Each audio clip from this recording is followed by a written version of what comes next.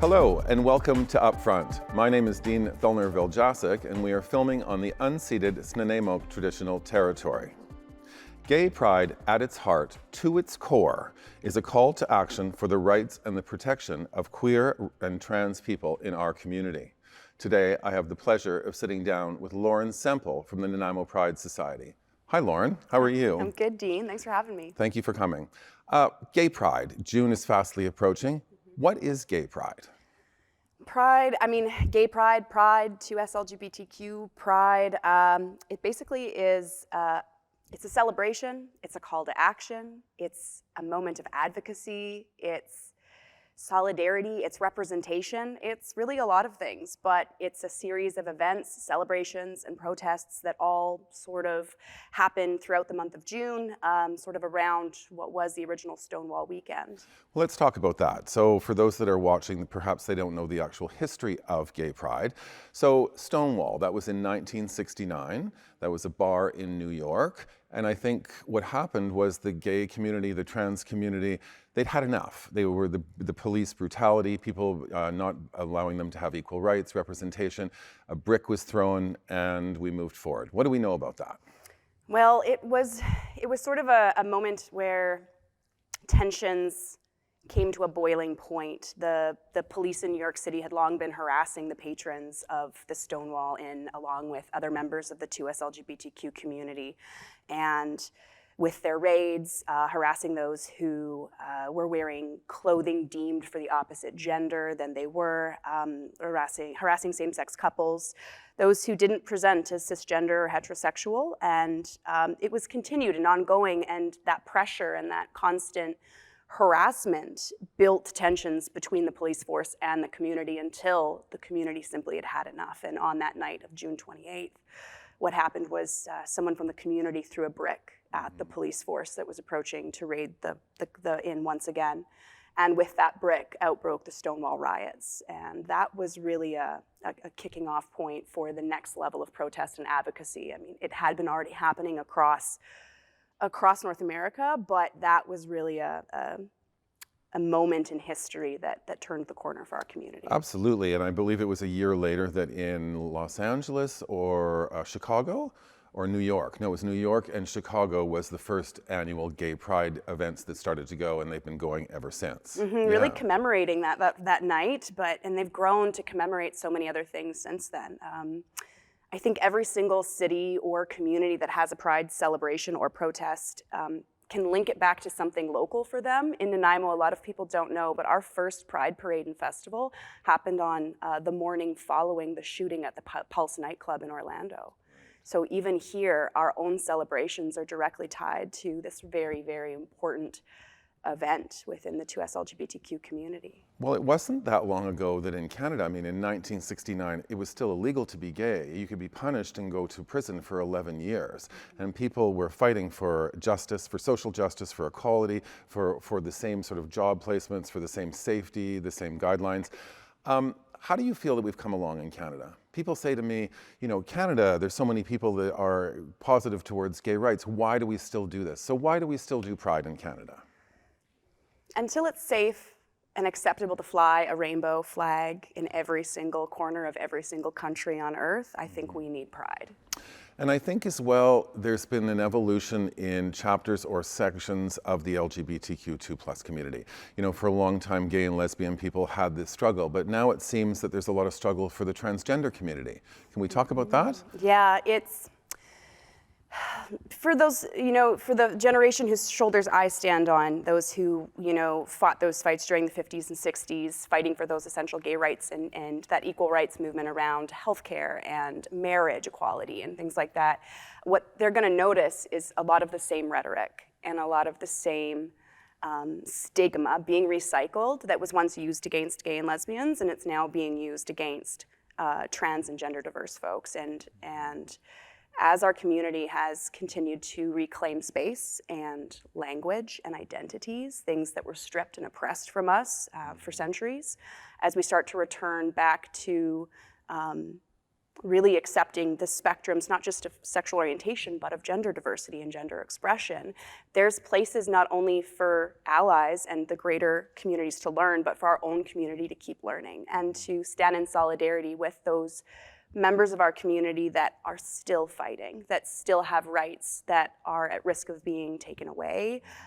The rights of trans youth, which are being undermined, which started across the US and is now very much here in Canada with 3 provinces in our own country putting in place some horrific anti-trans legislation, really undermining the rights of trans youth. Yeah, still so much work to do. I know when I think back that at some point being a homosexual was considered a mental illness, and here we are today, we're still fighting this fight.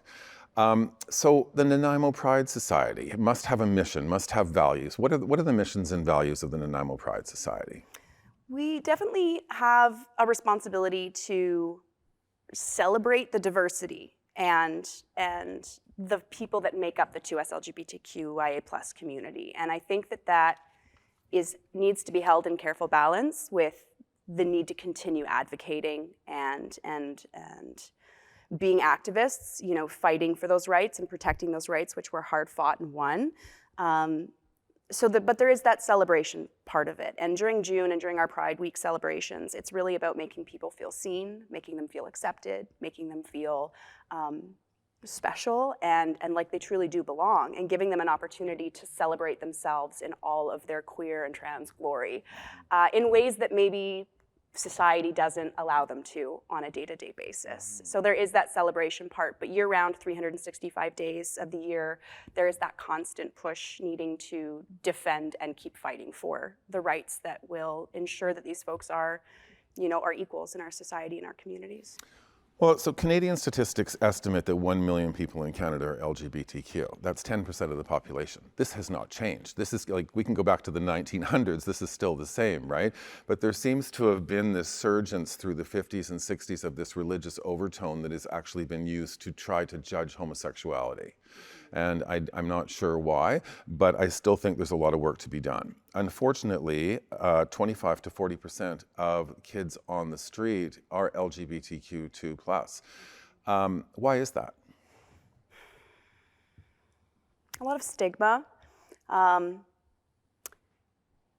often say that there's no one more courageous that I feel exists in the world today than trans youth. That the amount of courage and bravery it takes for them to step out in front of their families, in front of their schools, their peers, their teachers, in front of their colleagues at their part-time job, for them to stand up and say, "This is who I am. It's not who you thought I was.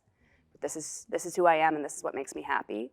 And then to truly try to live in alignment with what makes them happy. The courage that takes is admirable and beyond, I think, what they should have to show in this situation. But the truth of the matter is that trans and gender diverse youth are more likely to be kicked out of their homes, to be asked to leave home by their caregivers when they come out. We still see that with gay, lesbian, and bisexual folks, but it is definitely, we're seeing an increase in it again with trans and gender diverse youth. Either not being safe to remain in the home and choosing to leave themselves, or being forced to leave the home by their caregivers. That's quite a statement. Like, I don't feel safe in my home, but how safe can you be on the street? You know, you're subject to addiction, mental health, illness. There's all sorts of problems that come along, right? So really, it's a double-edged switchblade for sure. When you're looking at, I mean, what you said was so true, that we used to not just criminalize homosexuality, but stigmatize it as a mental illness. And then when we saw progress in that area, it seemed like folks that were gender nonconforming and transgender folks ended up kind of being sucked into that space that was left open, where it was like, okay, now transgender folks, that's the mental illness. And Canada was one of the first countries to move through that and progress past that and be able to say, like, no, gender dysphoria, that's the illness, that's the symptom, that's the problem that comes. Being trans isn't the issue, but not having gender affirming care and being in a gender affirming environment when you're trans, that's what causes the dysphoria. And gender dysphoria can be I mean, that's the misalignment that someone can feel between their gender identity and the sex that they were assigned at birth. And that can be so strong. And that can create such feelings of discomfort and misalignment within someone that they will do anything to seek safety and to seek gender affirmation, even if that means leaving home. Mm-hmm. Well, and also to seek their community. I mean, we all have to fit in somewhere. We have to belong. We have to feel like we're valued. To imagine that people out there, especially youth, do not feel that they can be their authentic selves. It's tragic. But I'm proud to be Canadian. You know, Canada has some of the most extensive gay rights in the world, like you just said, and I'm happy for that. And I know there's still work to be done.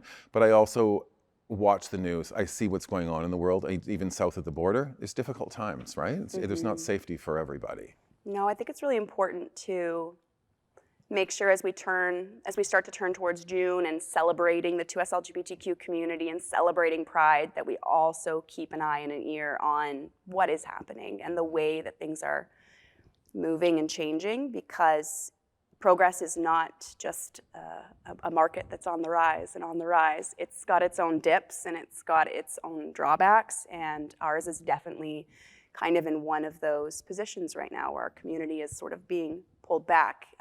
There are people trying to strip rights away from 2S LGBTQ folks, and that's happening now even in Canada. And the more that misinformation and stigma is allowed to be spread in community, and the more that that rhetoric's allowed to sort of go unchallenged, that's where we start to, run into issues. And part of Pride is challenging that misinformation. Well, June is coming, Pride is coming. What do we expect? What does it look like? You're no stranger. For the people that are watching the show, this is not your first crack at being the president of the Pride Society. No. You are such a force in this community. You do such incredible work, and I think it's incredible that you've chosen to go back again during this time to help the community.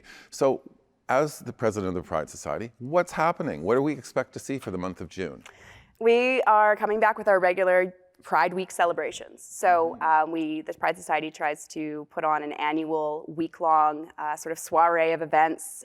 We start things off with a flag raising at City Hall. That was a hard-fought and won event, actually. It took a long time. It took over a decade for us to actually get the flag raised at City Hall and to have the mayor read the Pride Proclamation and officially open that. It took us a long time to get there, so it's a very important event to be at, and it really marks the start of our week. Then we'll have some amazing social events throughout. We always encourage the community to come forward and help to submit their own events and their own ways of celebrating Pride, so we usually get a good diversity of things throughout the whole month. But we're planning a comedy night. We're looking at a sober Pride celebration, which we started last year and are bringing back again. Let's talk about the sober Pride. Because of the stigma around LGBTQ, the mental health that goes along with it, that community is no stranger to addiction.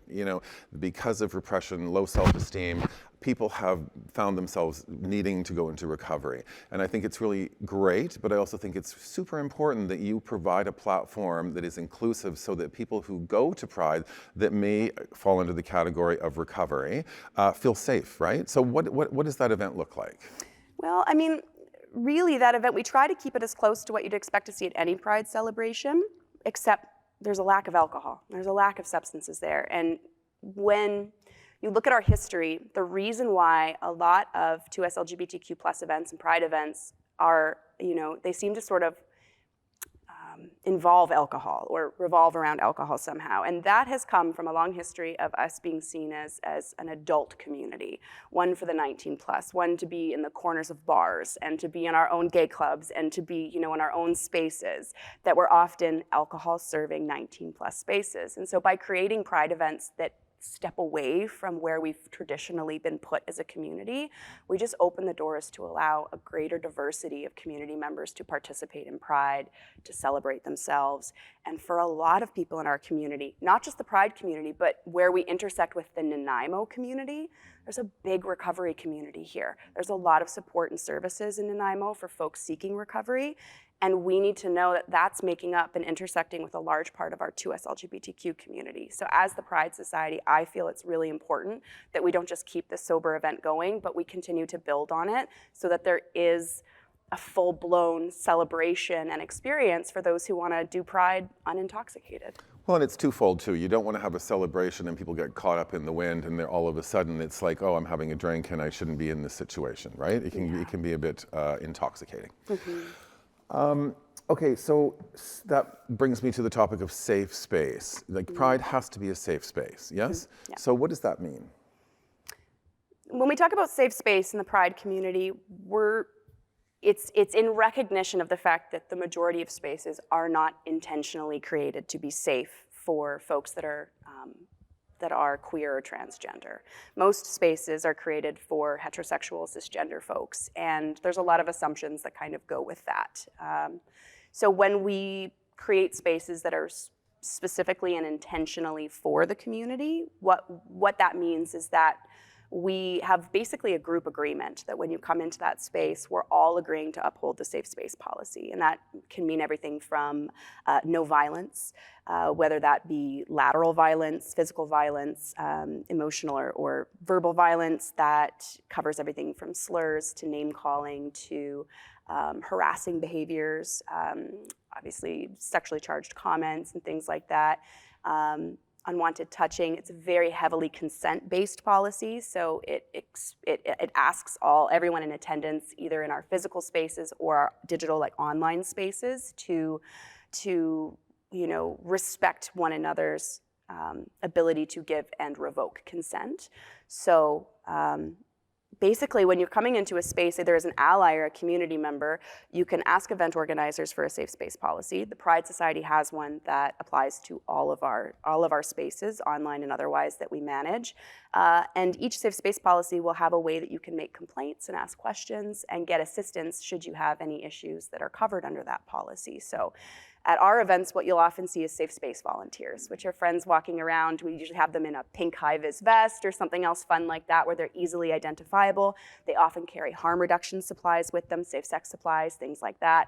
And they're there to answer questions, help people get a safe ride home, help people deal with minor conflicts and confrontations with other patrons or people in the space. And sometimes when there is a threat of violence, when there is someone who enters the space specifically with the intention to hurt or harm people from our community, that's where our safe space really steps up and does the heavy lifting for us, because it sets a standard for treatment of our community members. And we at this Pride Society want everyone coming to our events to feel confident, that we're taking these steps and are going to stand up and have their back and make sure that they're safe and respected in our spaces. Mm-hmm. Fantastic.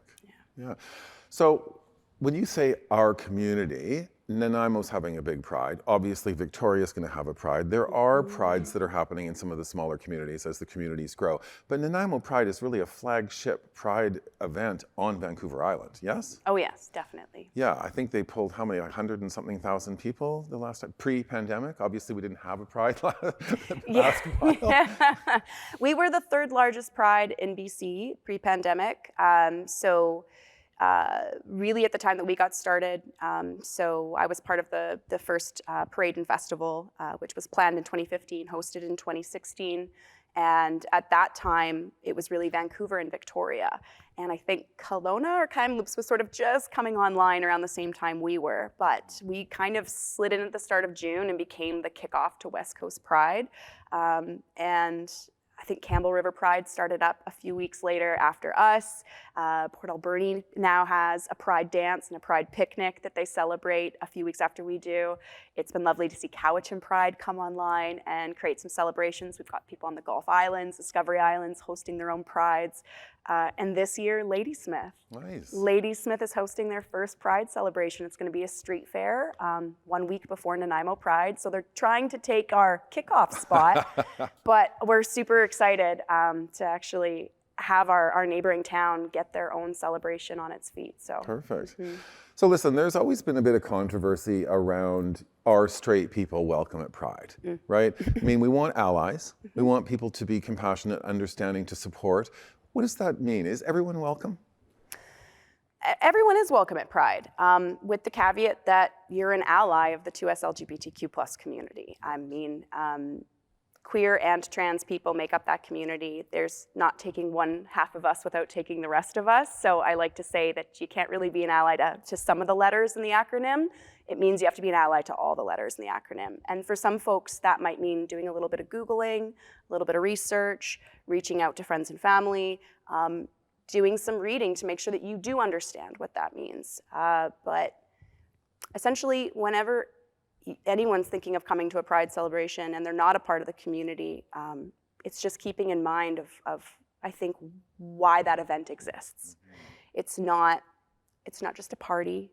It's not celebrating something that happened in the past that we no longer have to deal with. It's not a commemorative event. It's not supposed to even be an event that is thrown by the queer community for the community at large, but rather what we'd like to see is, in fact, the allies really step up as volunteers and really step up as sponsors and help us produce Pride so that more queer and trans folks can celebrate at it. Well, you are a charitable organization, not a charitable organization, you're a nonprofit. So you need sponsorship, you need support. Yes. So I think I wrote some stuff down. It says, how can we support Pride? How can we support Nanaimo Pride? How can businesses and individuals support you? Lots of different ways. Simply, for $5, you can become a member. How do you do that? So you can go to our website, nanaimopride.ca, and you can register to be a member there, fill out an application. That's $5 a year, nice, easy way to support the society. You can also, at the same website, you can sign up to be a volunteer. So we have events year-round. We have committees that keep our society running and do things in the background.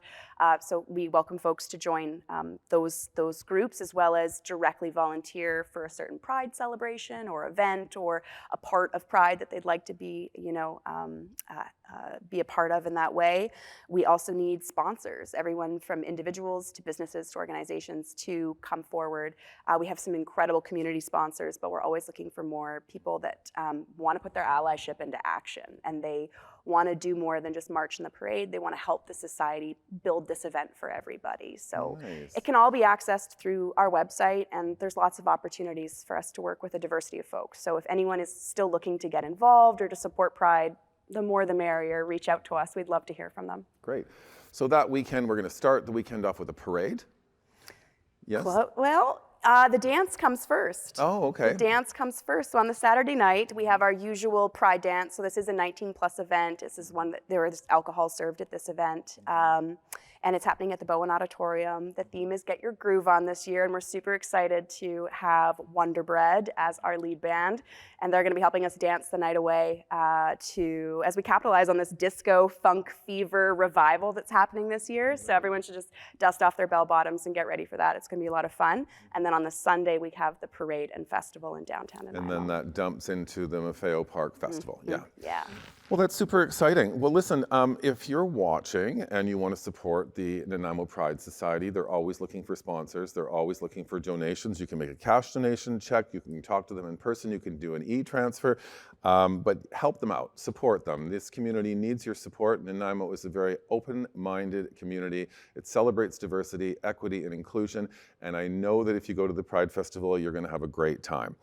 Lauren, is there anything you'd like to share with us about the Nanaimo Pride Society or about what's coming up to the community? I'd just like to say that now more than ever, we need to come together as a community, come together as allies, and both celebrate what makes us unique and what makes us awesome, and also be loud in our advocacy for equity and for the protection of rights within the 2S LGBTQ community. So come on out and celebrate with us. Great. And if you want to get involved, again, if you want to volunteer or you want to be a vendor or you want to be in the parade, you go to the website and just apply, right? Absolutely, it's all there. Great. Well, on behalf of Rogers and the community, good luck, and we want to wish everybody in our community that falls under the LGBTQ community to celebrate and have a safe, wonderful Pride. But I would also like to encourage the audience, and I kindly ask you to take it upon yourself to educate yourself and others around you about the plight of this marginalized community. And if you're going to go to the Pride Festival, if you're going to go to these events, to be mindful and to be compassionate, but also have an education about it and understand. This event is for gay and the LGBTQ community. You're a guest at the event if you go, if you're cisgender or straight, you're welcome for sure. They're looking for allies. Thanks so much for tuning in to Upfront. We'll look forward to seeing you next time.